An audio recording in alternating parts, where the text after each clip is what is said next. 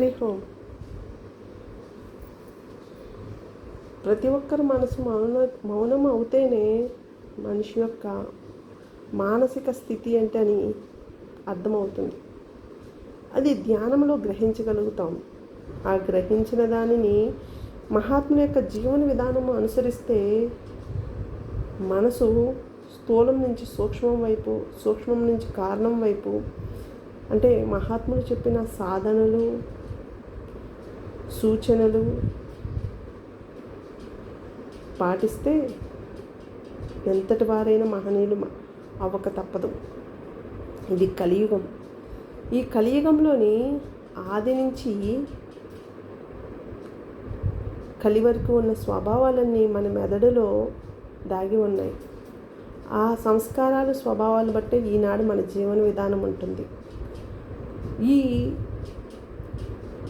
కలిలో మనిషి చుట్టూ ఉన్నదాన్ని భరించలేక, సహించలేక, తనే కష్టాలు పడుతున్నానని, తనే శారీరకంగా కష్టపడుతున్నానని, తనే మానసికంగా ఆవేదనకు గురవుతున్నానని అపోహలో ఉన్నాడు. ఎందువల్ల గురవుతున్నాడు? బాహ్యంగా ఉన్నవే సత్యాలు అని ఆత్మవిద్యని మరచి బయట ఉన్న విద్యే శాశ్వతమని అపోహలో జీవించడం మూల తానుకు దూరం అయ్యి స్థూలం నుంచి సూక్ష్మం వైపు ప్రయాణం చేయలేకపోతున్నాడు. సూక్ష్మం నుంచి ఎన్ని సాధనలు చేసినా, ఎంత ధ్యానం చేసినా తను వచ్చిన పని ఏంటో సిక్స్త్ సెన్స్ అనేది పని చేయకుండా పోతుంది. ఒకవేళ ధ్యానం ద్వారా తను గ్రహించిన దానికి తగ్గ గురువు సూచన లేకుండా, గ్రహించలేకుండా భయాలతో, భ్రమలతో, అరిషడ్ వర్గాలతో జీవన విధానం కొనసాగిస్తున్నాడు.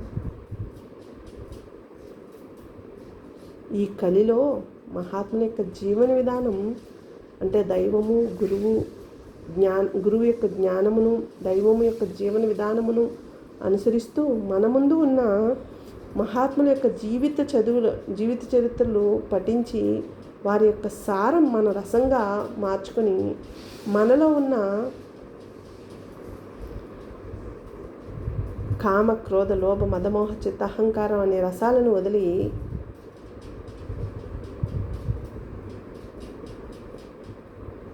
మనలో అమృతం అనే భండాగారం నిక్షిప్తమై ఉంది. అదే కేచరీ ముద్రలో ఉంటే అది ఆ సారం మన నాలిక కొన మీద పడి మనసు శూన్యమైపోతుంది, మాట మౌనమైపోతుంది, తనలోకి తాను ప్రయాణం జరుగుతుంది. గౌణ మస్తిష్కం నుంచి యోగ మస్తిష్కంలో అడుగు పెడతాడు.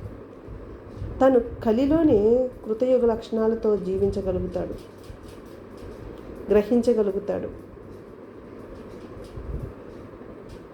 మహాత్ములు చెప్పే సూచనలన్నీ ఒక పట్టాన అర్థమవ్వవు.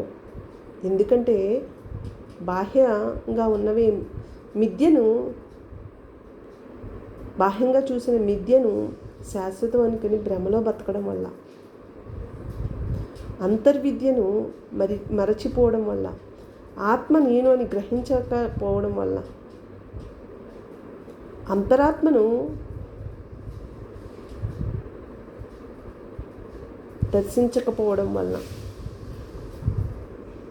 ఇవన్నీ తెలియాలంటే దైవాన్నో, గురువునో, దైవాన్ని పూజించడమో, గురువుని చుడితేనో రాదు. వారు చెప్పిన కథల్లో సారమును గ్రహించి అదే మన జీవన సారంగా మార్చుకుంటే అది మనకు అమృత భండాగారంగా మారి ప్రతి ఒక్క క్షణము ఈ కలిలో ఉంటూ కూడా ఆనందము, ప్రశాంతత, మానసిక ఆరోగ్యము కలిగి ఉంటాము. కలుషితమైన మనుషుల మధ్య ఎందుకైనా కలుషితం? బాహ్యము శాశ్వతం అనుకుని ఆ భ్రమలో పడి పరుగులు తీయడం వల్ల శరీరం తను అని మరిచి తను సంపాదించినవే, తను పట్టుకుని వేలాడినవే శాశ్వతం అనుకుని వాటికి ఏమైనా అయితే తల్లడిల్లిపోతూ కొట్టుమిట్టాడుతూ అనారోగ్యం పాలవుతున్నాడు. ఎందరి మహాత్ముల దగ్గరికి వెళ్ళినా వారు చెప్పిన కథలను వినడమే తప్ప, అక్కడ వదిలేయడమే తప్ప, వారి యొక్క జీవితం మనంగా జీవించలేకపోవడం వల్ల, అలా జీవించడం వల్ల మొదలు పెడితే మనం స్థూలం నుంచి సూక్ష్మం నుంచి ఎందుకు వచ్చామో అని తెలుసుకుంటాము. కారణం నుంచి మహాకారణ శరీరం అంటే మన చుట్టూ ఉన్నవారు మనల్ని చూసి అనుసరిస్తూ ముందుకు సాగిపోతారు. అదే మనంగా సమాజంలోకి పరుగులు తీస్తే ఆ కలుషితమైన మురికి వాసన మన శరీరాన్ని పట్టి పీడిస్తూ ఉంటుంది.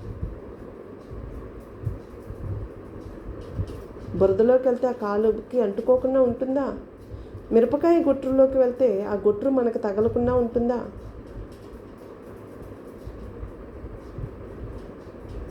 మన తొందరపాటుతనం మనల్ని దూరం చేస్తుంది, అనారోగ్యం పాలన చేస్తుంది. మహాత్ముల సూచనల్ని పాటిస్తే మనలోనే అంతా దాగి ఉందని దర్శిస్తాం. మనసు మౌనం అయిపోతుంది. మాటలో యోగ్యత ఉంటుంది, నడతలో సంస్కారం ఉంటుంది.